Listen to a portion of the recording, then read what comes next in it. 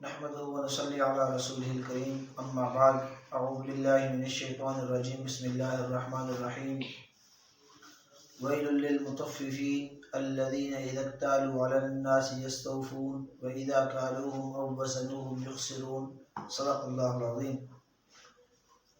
انسان جب تجارت کرتا ہے تو تجارت کے اندر ناپ تول کے اندر ایمانداری سے اس کو کام کرنا چاہیے۔ پہلی امتوں میں حضرت شعیب علیہ السلام کی جو امت تھی اس کے اوپر عذاب اسی وجہ سے آیا کہ وہ لوگ ناپ تول کے اندر کمی کرتے تھے۔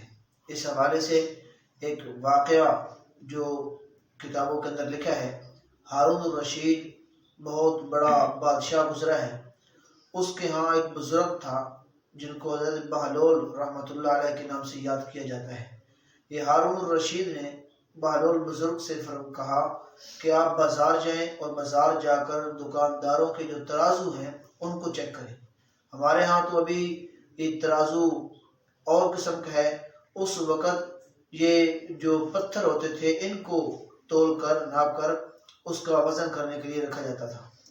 تو ہارون الرشید نے کہا کہ جو ترازو کے پتھر ہیں ان کو چیک کریں، ان کے اندر کمی بیشی تو نہیں، اگر کمی بیشی ہو تو جو دکاندار یہ جو امانت کے اندر خیانت کر رہا ہے اس کو میرے پاس لے کے اس کو سزا دی جائے گی۔ حضرت بہلول رحمۃ اللہ علیہ بازار گئے، ایک دکاندار کے پاس گئے، پوچھا اس کا جو ہے پتھر اس کا وزن کیا تو وزن میں کم تھا۔ پوچھا تیرا گزارا کیسے ہو رہا ہے؟ اس نے کہا حالات بہت برے ہیں، دن بہت برے ہیں، دل یوں کرتا ہے کہ یہ جو گوشت کاٹنے والی چھری ہے اس سے اپنا پیٹ چاک کر دوں اور اس زندگی سے نجات حاصل کروں۔ تو بہلول بزرگ رحمۃ اللہ علیہ آگے چلے گئے، دوسرے کے پاس گئے، اس کے جو پتھر تھے ان کا وزن کیا، وہ بھی کم نکلے۔ تو اس سے پوچھا کہ تیرا گزارا کیسے ہو رہا ہے؟ کہتا ہے زندگی سے بڑا تنگ ہوں، اخراجات پورے نہیں ہوتے، دن بڑے برے ہیں، حالات بڑے تنگ ہیں، بڑے شکوے اس نے کیے۔ تیسرے کے پاس گئے تو اس کے جب ترازو کے پتھر کو تولا، ترازو کا پتھر پورا تھا، جو وزن تھا وہ پورا تھا۔ اس سے پوچھا کہ تیرا گزارا کیسے ہو رہا ہے؟ اس نے کہا اللہ کا شکر ہے، اللہ تعالیٰ رزق عطا فرما رہا ہے، بڑے ہی اچھے دن گزر رہے ہیں، بہت ہی اچھا وقت گزر رہا ہے۔ اس نے اللہ کی تعریف کی۔ بہلول بزرگ نے کسی کو گرفتار نہیں کیا، ایسے ہی واپس چلے گئے ہارون الرشید کے پاس۔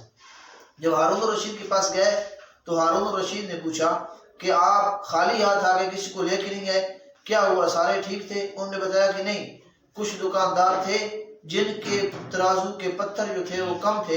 تو کہا کہ پھر ان کو گرفتار کر کے کیوں نہیں لے آئے؟ تو بہلول بزرگ رحمۃ اللہ نے فرمایا کہ ان کو اللہ تعالیٰ سزا دے رہا ہے، ان کی معیشت اللہ نے تنگ کر دی ہے، اس لیے میں نے ان کو اپنے حال پر چھوڑ دیا ہے۔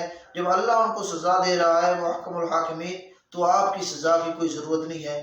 لہٰذا اس واقعہ سے ہمیں پتہ چلا کہ اگر آدمی کاروبار کر رہا ہے، دکانداری کر رہا ہے، تو اس کو اپنا کانٹا جو ہے وہ درست رکھنا چاہیے۔ جب کانٹا ترازو کا درست ہو جائے گا تو پھر زندگی کا کانٹا خود بخود درست ہو جائے گا۔